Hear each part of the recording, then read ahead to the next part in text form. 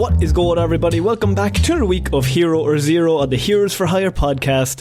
My name is Conor and Lorraine. I'm joined as always by my best man, Mr. Shaun. Me and Shaun, how's it going? Hello, my name is also Conor Lawler. What is this? I don't know. Is the bit identity theft? Identity theft is not a joke, Conor. I'm here to raise awareness of a very serious issue among podcasters. Why are you wearing one of those fake glasses and mustache combos? I'm swirling a cognac, smoking a cigar. It's an audio platform. You still committed to the bit? This is just for me, honestly.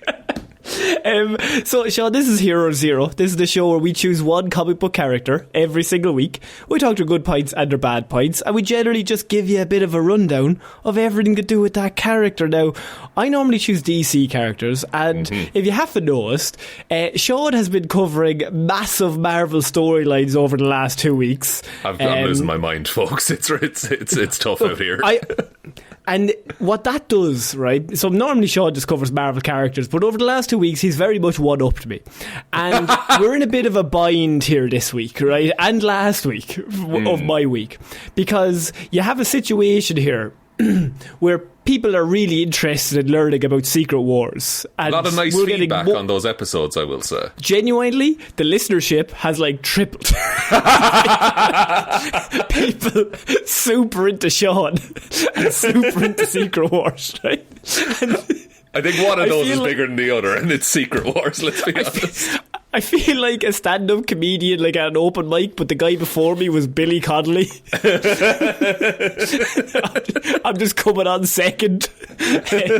So we're not here. It's a tough one this week because I was like, I have nothing to compete with Secret Wars. But simultaneously, these are kind of free shot weeks where I can do characters I like because nobody really cares and everyone's waiting for part 3 of Secret Wars next week. It's true, but also, like, the character, like, Aqualad is one of the coolest characters we've ever had. Yeah, so then I'm just like, let's just cover some fun characters.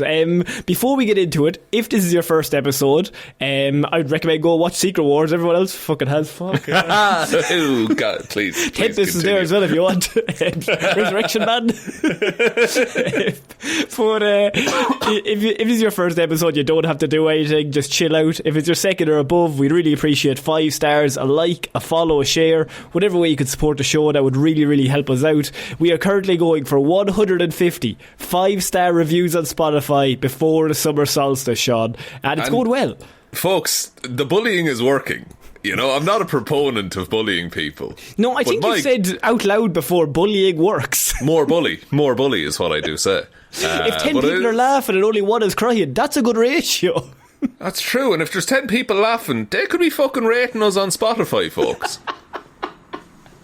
They're not laughing at us though. Oh no. So if you haven't, head on over to Spotify. As I said, 150 5-star reviews and we will stop bullying you. It's as simple as that. It's a hostage situation.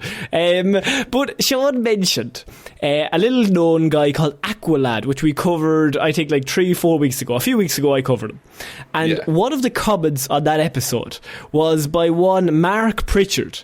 And Mark commented on Spotify, and shout out to Mark, he didn't know I was absolutely doing this, but I seen the comment, and he said, Conor, if you do Jessica Cruz, my soul is yours. And Mark, that's a tough bargain to strike, I will be honest. Because I've called Mark's bluff.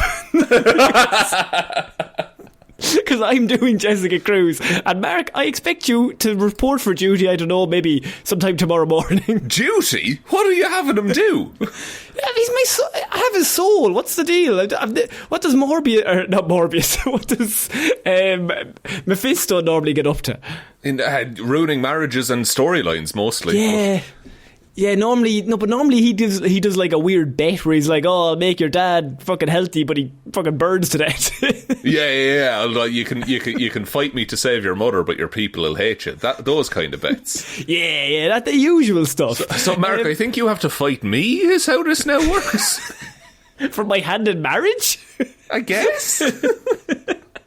We're not really sure on the write up, but that's right. I am going to be doing one of the newest characters I think we've ever covered on the DC side, Jessica Cruz, who I think, and look, I might be biased, is one of the best comic characters since Miles Morales' Spider-Man. Holy shit! What a claim! I didn't say she's as good. I'm just saying I think she's as interesting. She's one of the best. I think she's definitely on that list. And creators were Jeff Johns, who is normally involved in any Green Lantern stuff, and Ethan Van Sciver. And first appearance of her was Green Lantern Volume 5, number 20, July 2013. Now, that was her first appearance, but then she has many more appearances later on, and she has one of my favourite Green Lantern runs. So, Shaun, I'm going to make a bold claim. Mm-hmm. Who is your favourite Green Lantern? Kyle Rayner. He's the nicest man. He's a nice boy, and his girlfriend, unfortunately, she's very cold. Very cold. His girlfriend is now a term in the comics industry. And so Kyle, I remember doing that report, and I said, Shaun, you're going to love Kyle. Yeah, I'm going to make the bold strategy that you will also love Jessica Cruz. Oh hell yeah! Okay, a character I might like. Great. More so than any other Green Lantern, Jessica Cruz is where you'll find relatability in comic books, because there's also I think there's a dozen Green Lanterns in comic books. No, in human Green Lanterns. I mean, nobody better exemplifies what being a human is more than Jessica Cruz as of this 2025. Right. Because what's the biggest development in the history of Green Lantern franchise? So obviously the first one, you have Alan Scott. He's got the intergalactic ring, right? And it's just kind of basic. Very first one, didn't really know. Then it turns into testing some things out at the time. Then it turns into intergalactic space rangers. They moved into that. The Feds, yeah. The Feds, as we call them. But then ideologically, Hal Jordan is recruited by Evanson from 2011's Green Lantern, correct? Because of no other qualifications other than he has no fear, and that's his thing. Yeah. He's a test pilot, pushes the limits out, and he has no safety net. Perfect candidate. He's cool. He's fucking Top Gun Maverick style. Doesn't give a shit, right? So he gets the Green Lantern ring. The other Green Lanterns who follow him were all similarly fearless. Fearlessness was the big thing for a long time. Yeah, because they're Green Lanterns are the main enemies of the Yellow Lanterns. Because fear versus willpower is the balance that people are fighting. Yeah, exactly. And so however, later on, Hal Jordan goes insane, loses his city and his mind, which we've slightly covered, but I don't think we have. I'm not doing a big story on it right now, calm down, okay? But, the qualifications Connor, for I'm doing Secret Wars. You could cover this. Right now, in the middle of Jessica Cruz. So the qualifications for joining the Green Lanterns then changed. No longer did rings seek fearlessness. Inevitably, fear comes for us all. So it's those who've and so you're never really going to find anyone who's never experienced fear. But instead, they kind of aimed for people who have experienced fear but are well equipped to deal with it, which is a lot more of a modern take on the story. Yeah, it's not that you don't have fear, it's that you don't let fear control you. You overcome it, kind of. Yeah. Fear is the mind killer, as we learned from Dune. Yeah, exactly. So, but however, on Evanson's original terms, Jessica Cruz is probably the last person who would ever be chosen as a Green Lantern on the original viewpoint. Okay. Because Jessica Cruz, her origin story is pretty fucking messed up to start off with, Shaun. She's out on a hunting trip with her friends, and while they're there, they come across the mafia burying a body. Two guys burying a body in the forest. And they're actual mafia, not the Magia like we have in Marvel. Not the Magia, the mafia, right? Oh my god, this is serious, guys. And they're burying the body, and they don't take too kindly to the fact that Jessica and all of her friends come across them, because now there's a little thing called witnesses that kind of really muddies the whole situation. Yeah, right? No, but they promised they won't say anything, so...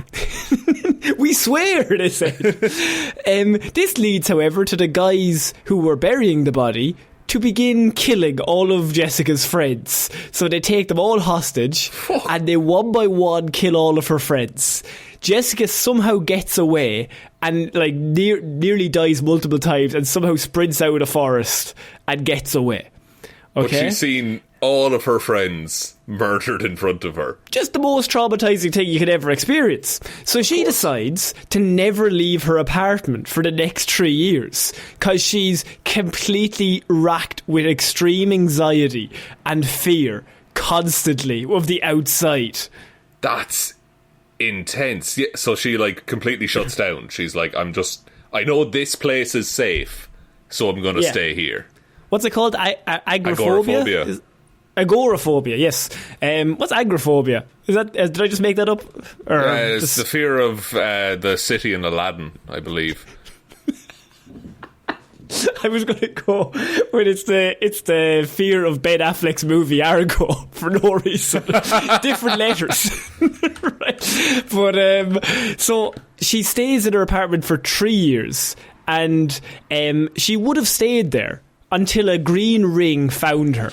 But not a Green Lantern ring. This is where I'm going to need you to get with me, Shaun, because the green ring I'm talking about, it's not a Green Lantern ring. It was the ring of Voltoom from Earth 3. So, if you don't know, Earth 3, alternate universe where everybody who's a superhero in the DC universe is a villain. So Superman is Ultraman, Batman is Owlman, and Green Lantern's equivalent on Earth 3 is Power Ring, is what he's called. Right. I've heard of this universe, yeah. I've seen it on TikTok. Good, but they're mostly just dickheads, if you want the general gist. So we're not going to go into the story of like why the Justice League fights the crime syndicate, all that stuff. There's the whole stuff going on. Conor, what's important? I did Secret Wars, okay? I can't keep going. Like there's so much to get to, right? So what's important is that Power Ring, the guy who looks like Green Lantern on Earth 3, is killed by Dare Sinestro. The Power Ring, instead of, like, after Power Ring dies, the ring that he uses, so Voltoom, looks for a suitable replacement and travels through different Earths until it gets to Jessica. So not just, like, she wasn't just the most suitable person on Earth at that time. It's like in all of the universes, she was the most suitable person. Yeah. So Green Lanterns, obviously, the rings choose their host by their willpower and their ability to overcome fear. The difference is with this ring is that it feeds on the fear of those whose willpower is weak. So it found her because she has the most fear in the universe and knew that her willpower was quite weak. And so she has obviously a very traumatic experience, lots of anxiety, so it chooses her as the host. She obviously doesn't want the ring, it just shows up floating in her apartment. She even like tries to shoot it with like a shotgun, and it doesn't work. She gone full prepper at this point, where she's... Immediately full prepper, tin cans everywhere. She's got soup non-stop, right? She's basically in a bunker, like the world is ending. Yeah. And so this ring just immediately appears and starts floating in front of her. She obviously freaks out, tries to like shoot it doesn't work, and then the ring takes control over, and she becomes the new Power Ring, which is a weird name, but that's just the name, right? Yeah, you work with what you got. And so she is overtaken with all the fear. The ring is controlling her, and it controls her for a small amount of time, and until Batman is able to convince Jessica to overcome her fears, and she regains control.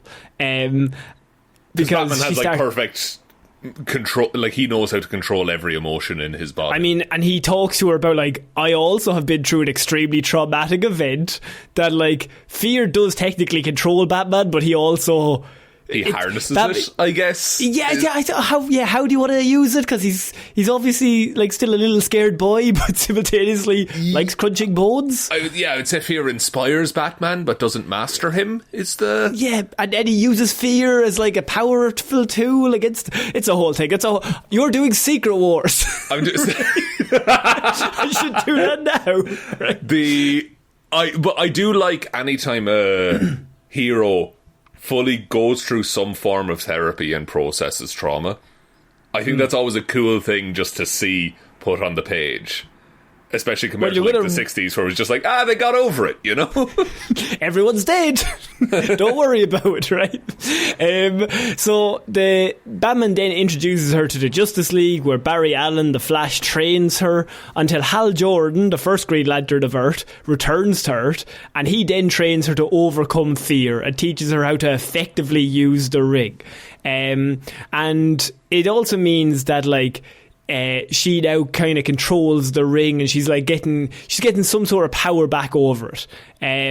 So obviously with Power Ring's defeat, it was this true courage to earn Jessica like the ring after a while, and the ranks of test pilots, war veterans, and whatever Guy Gardner's deal would now be joined by the most terrified woman on Earth, because after this, Darkseid's daughter Grail arrives on Earth, and she attacks all the Justice League. And Grail summons, and I'm going to just do some characters here, you got to bear with me. So Grail summons the Black Racer, who is the new god of death. It's I'm not getting into the story, Sean. Look, the amount of bullshit I've hit you with over the years, this is fine.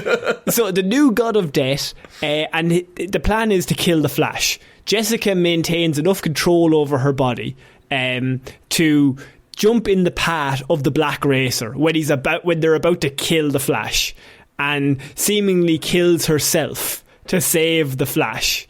Fuck. Okay.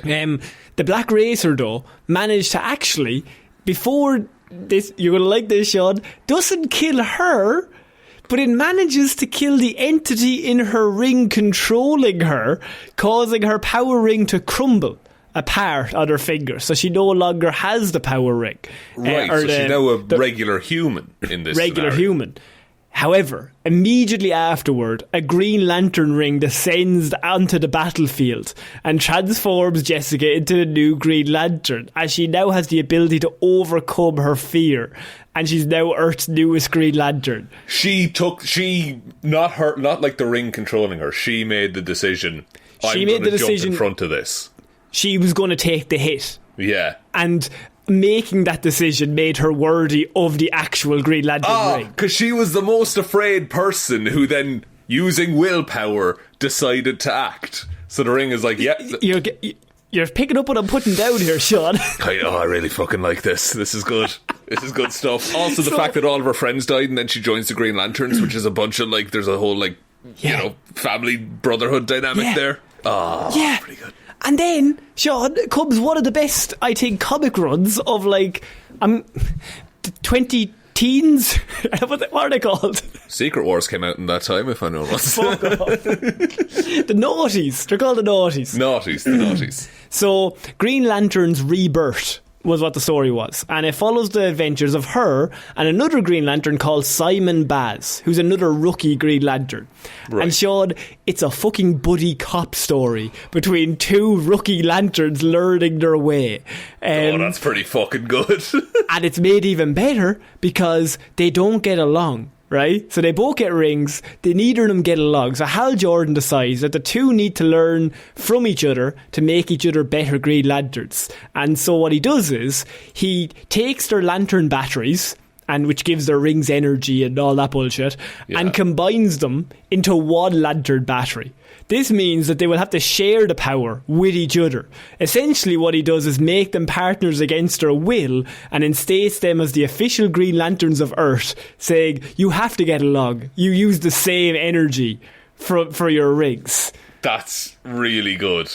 It's like, it's the trope of hey, these people are fighting in a sitcom, let's handcuff them together, basically. Oh, I mean, and it's such a good run of issues. Like, it's Jessica comes, she's like the standout, right? So, like, you have Simon Baz as the other Green Lantern. I think I like Simon. He's grad, right? Mm-hmm. But Simon, Jessica is like shining off the page in those. Like, you're like, oh my god, such a good character. Really comes into her own.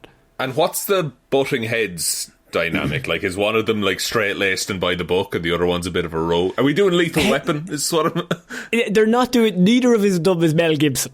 Okay, thank God, first of all. Simon's too old to retire. Wait, no. He's 2 days from retirement. So even though the issues kind of come in because Jessica, even though she's a Green Lantern, she struggles to get the hang of her powers, and her anxiety is still not making it easy for her.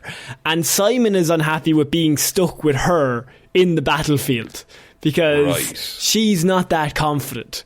And he's normally just like everything kind of works. He's like, I don't understand it. And there's like a really good like thing between like somebody who has maybe some anxiety and mental health problems and somebody who doesn't, and he doesn't quite get it.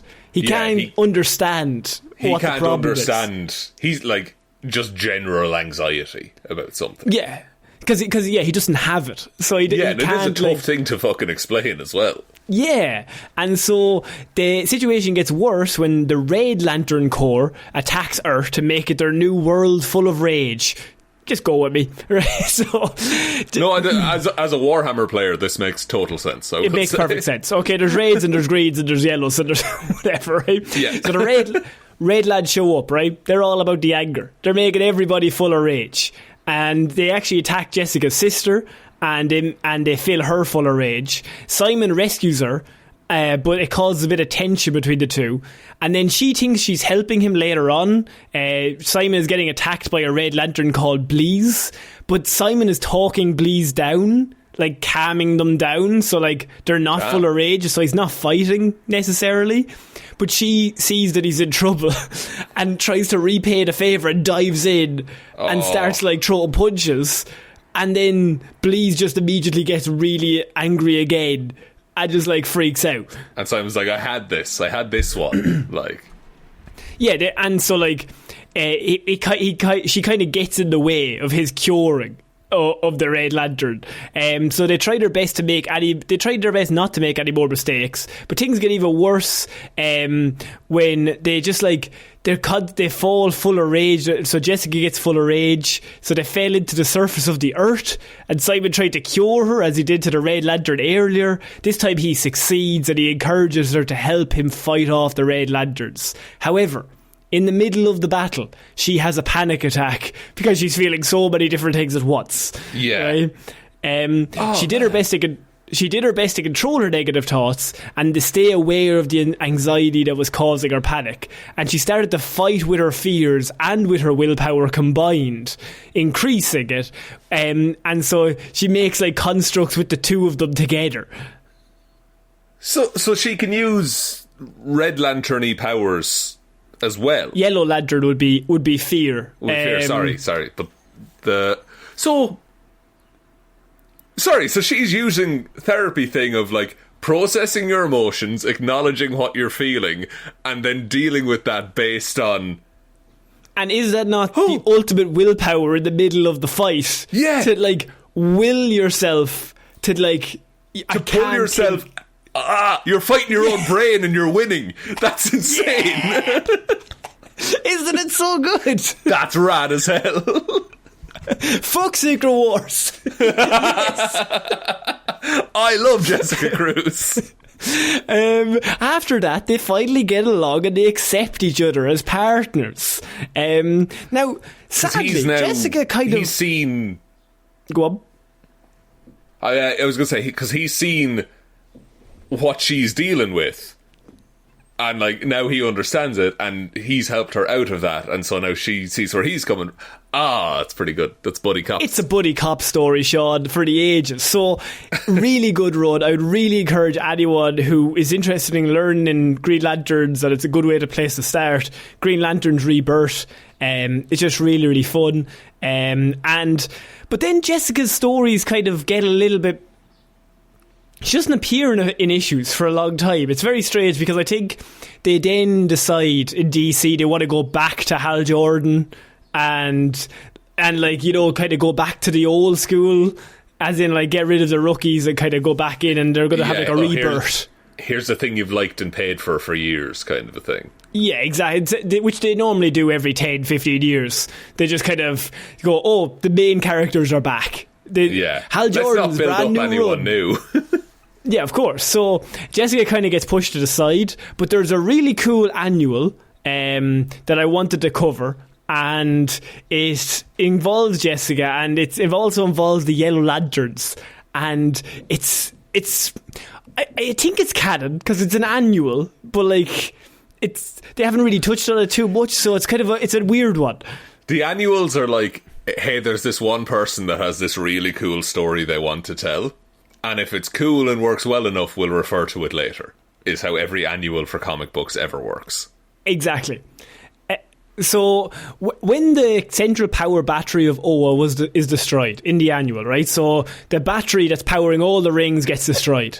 Jessica finds herself stranded on a lantern station in sector 123. She lives on the station alone and powerless for over a year. So she has no power in her ring. She's just on the station by herself for a year. Jeez. Which she's used to because she lived in her own home for 3 years. So she has the mental strength for that. However, it then gets attacked by the Sinestro Corps, who, bad guys, yellow ones. They're not great, right? We don't like them folks. And they seek to steal the station's supplies and convert it into their own base. She fights them off without a ring, and she actually overcomes all three of them. She then uses one of their rings to travel back to New Corrigar, I never pronounced that right, where Sinestro is, right, their base. So Sinestro's base for the Yellow Lanterns. And she puts on the Yellow Lantern ring. Yes. She's got a lot of fear in her. Right? And so she goes back, so it's sector 2814, whatever it is. She's granted... so Sinestro meets her. She's granted freedom to come and go as she pleases while on the planet. No guards, no restraints. They're not really necessary, because Sinestro has moulded this world into his image of a perfect orderly society where nobody acts out of turn, because they know that if they do, there's going to be some consequences that you're not going to like. So he's created a state where peace is maintained based on fear. Exactly. Oh, that's pretty good. Sinestro. Right? Sinestro's always watching. So it's kind of a peaceful place. It's idyllic, because it's kind of like got a little of a totalitarian vibe, but like everyone seems happy because everyone's afraid to do anything wrong, because, you know, if you make a mistake, you might not get seen again. So he controls them through the illusion of freedom, but there is no freedom. It's just fear. Yeah, it's a full-on dictatorship. And so Sinestro sees Jessica's potential to be a member of his corps and made sure her only path forward was to accept it, even though he framed it as a choice, because that's classic Sinestro, just like always just thinking. I'll take away every other option, but let you think that you came to this on your own. So she rejects the offer. She's like, I don't want to be a Yellow Lantern. And he's like, cool. She's like, I want to leave. And he's like, oh, great. Well, the only power thing that you can leave the planet with is that yellow ring. So that's your only transportation home. So you will have to put it on and use it to get anywhere. So, and he knows that the longer she keeps that ring on, the harder it'll be to give up that kind of manipulation and that kind of control that those rings have, because those rings can control fear in people. Right. It would require a lot of willpower to take it off, is what you're saying. Exactly, Shaun. So Sinestro has the usual thing where he tells you exactly what you want to hear, and it is kind of technically true, but he will also put you in a shit position. Yeah, because and also his name is Sinestro, so can't trust a man called Sinestro. Yeah, no.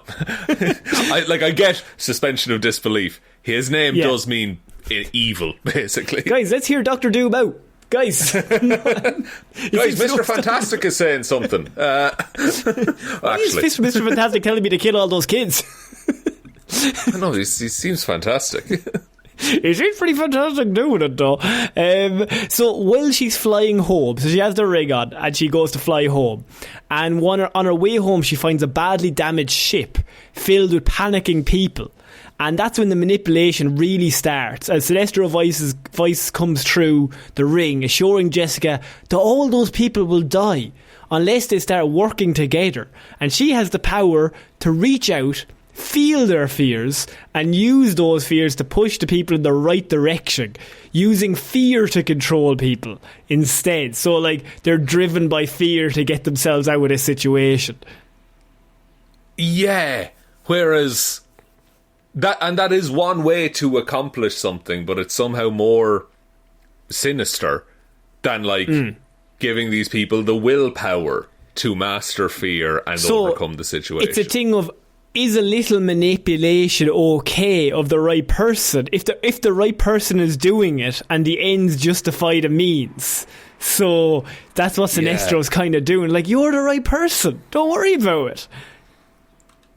Yeah, like some people might take advantage of this power, but you won't. You won't. You're cool, man. You're chill. So, ironically, it's Hal Jordan that ensures Jessica will decide to keep the rig. So, Hal, the whole situation is happening near Earth. So, Hal shows up. He's incredibly pissed off that Jessica's wearing the ring and the Sinestro uniform. So, he's personally offended that she's there. And he like starts laying into her, just starts fucking absolutely giving out to her like, you fucking idiot, what the fuck are you doing? I think Hal is kind of coming across as mostly a dickhead here, which is kind of out of character, but I do get what he's trying to do.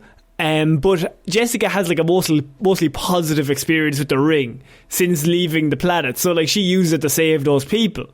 And Hal is then just ranting and raving about how extremely terrible fear is and that what is she doing, but he's mostly just like overdoing it. And so Jessica actually kind of gets convinced that what Sinestro said about the power of fear was right.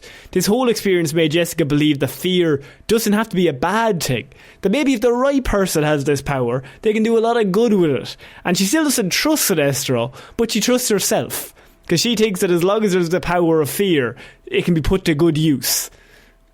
I guess as someone who like lived with fear for so long, and like her fear ultimately ended up with her getting these superpowers. Yeah, like she can see how good things can come of fear. Exactly. That's really an interesting perspective. And like, I mean, Jessica is in this really unique position where she can like explore some of the concepts of the Green Lantern in a way that like other Green Lanterns can't. Like Guy Gardner's never going to get into this, or the Green Lantern mythology, and like organically expand it through like just her, because she's coming from a different point of view than all the rest of them, but she also has the willpower for the ring as well. Yeah, like she didn't come from being a cocky, arrogant fighter pilot or the best goddamn architect you've ever seen. Like, she came from a place of pain and trauma and like built a career out of that instead. So the creation of Jessica's character really helped also to pave the way for a little diversity in comics, because she's a Latina superhero that has mental health issues, which is like super rare as a character and a creation. It's also just a bit of representation, which is always good. It's also important to have a character mental health issues, so it's also a great take in comic books, because I mean it questions what it means and it takes to be a hero.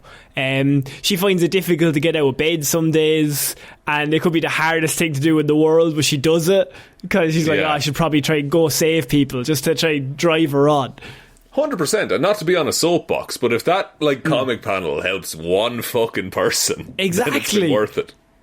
Yeah, the ring didn't choose her because she wasn't afraid of anything. The ring chose her because even though she's afraid of so many things, she's able, or slowly is becoming able, to overcome the fears. Yeah. Not that she isn't afraid of anything. And that is the key to being a Green Lantern. Not to be completely unafraid of anything, but it is to overcome whatever it is that scares you. Yeah, and you don't just wake up one day not afraid of something. You work at it. And you're like, I'm going to handle this as best I can. And she also doesn't get over her anxiety in one issue. She's still working on it. It's like a very slow progress that she has to work her way through.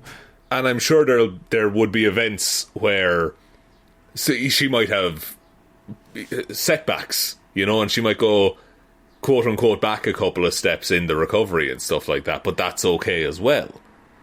Yeah, and it also works really well because her relationship with Simon is also something that's super interesting because he's on the outside looking in and he just doesn't get it, and he probably never will, but there isn't really a problem with that because that's just the life that he's lived. He doesn't mean it in a bad way. No, that's not his fault either, that he doesn't get it, but he from that story sounds like he's doing his best to understand it by the end of things. Yeah. And it's why, because when we imagine the fearless Green Lanterns, she's the most interesting person to bear that ring so far, I think, other than Kyle Rayner, I would say. Yeah, she's interesting in that she's not the logical pick on the surface. Yeah, but and that's why she's a good pick. Is you can explore other avenues of the ring. We've seen her go from not having the courage to leave her bedroom to defending the planet with Simon to fighting Darkseid to then embracing the Sinestro Corps at one stage as well. What sets her story apart from any other Green Lantern is how it examines our own relationship with a fear. So it's such a good character, such an interesting idea for a character that I really wanted to cover because I think Jessica Cruz is probably the most interesting Green Lantern, other than Kyle Rayner, who's just a personal fave that I like. Yeah, but Kyle I think becomes interesting. He was a cool character, and then he becomes super interesting once he becomes the White Lantern, and the balance of all of that. But Jessica is could be set up as the next White Lantern, but I could see her moving through different stages of managing emotion, Yeah, which is really interesting. Green Lantern therapist would be a great character. That's so good. Because they have all been through some. Remember Chip? I can't. Much as I try, I can't forget Chip. I need therapy for a Chip. Powers and abilities. She's got all the powers that all the Green Lanterns have, so she can summon anything she wants. She's got indomitable will. She's also an expert fire combatant. She's trained by Wonder Woman in the art of combat, so will fuck anybody up if anything happens. Just imagine any Green Lantern thing that she can come up with. She has her imagination. She can come up with anything she wants. Yeah, she has all the powers of a Green Lantern, which is basically all the powers. Basically every power, but they kind of just make it up. They normally just do a big gun for no reason. It is fully limited by the creativity of the writer. Yeah. So that is my report on Jessica Cruz, Shaun, who I'm going to ask you a question after the report. Do we have a competition for Kyle Rayner? It's Sophie's choice, because I like both of them quite a lot. I think I would read more Jessica Cruz. I think I would seek out those stories more, because they just sound a little bit more, someone has an idea with what they're writing here, which I really like. And as I said, I would go back and read the Green Lanterns Rebirth storyline. So that's her and Simon Baz. Such a good buddy cop issues just to read. It's a really fun run. The new Lantern series is going to be a buddy cop story by all accounts. So I'm excited. I wonder would it take anything from that and put it onto Jon Stewart. And that'd be cool. I think that'd be good. Yeah, and I'm not quite sure what Lanterns they're doing as of right now. Did we cover that? It's Kyle Chandler is playing Hal Jordan, an older Hal Jordan. Right. And then, I forget the actor's name, but he's playing Jon Stewart. Oh, so they're doing Jordan and Stewart. Okay, cool. Yeah. But I think Guy Gardner, Nathan Fillion's also in it. Probably, yeah. And if we get a Kilowog cameo, I'll be pretty happy myself. If we get a Chip cameo, I'll be even more excited. I'll need therapy. I'll do damage if that happens. So do you want to take us out, Shaun? Yes, thank you everyone for listening to this episode of Hero or Zero. We will be back on Monday with the Heroes for Hire podcast, and also the Heroes for Hire podcast presents Weird News. So they are linked below if you want to check out any of those. We will also be back next Friday with the finale of Secret. What if I just did a different, like I just did a regular report? Just do a complete. Just do Chip. Do Chip again. Stiltman. No, we will have the part 3, the finale, the end. Thank God of Secret Wars that will be coming out next week. And then big thank you to everyone who supports us over on Patreon, patreon.com/Heroes for Hire podcast. We have a hangout coming up soon, Connor, don't we? We do on cool. the 3rd? The 3rd of May. May the 3rd be with 3rd you, of May. as I always say. Yeah, we got to figure out some sort of wording that'll work for us. Yeah, well, TH, not for us, I'll be honest. But thank you to everyone over there who supports us. There's also the merch store, heroesforhire.ie/shop. Twitter's @HeroesForHirePod. The 4 is the number 4. Facebook is Detective Divilment's discussion group. Instagram is Heroes for Hire Podcast. Blue Sky is Heroes for Hire Podcast. And the best way to ever support the show is to tell one human being that we exist. Just the one, please. And I think that's about it, Connor. I think so. So I've been Conor Lawler. I've been Shaun. I shall see you all next week, guys. Bye. Bye.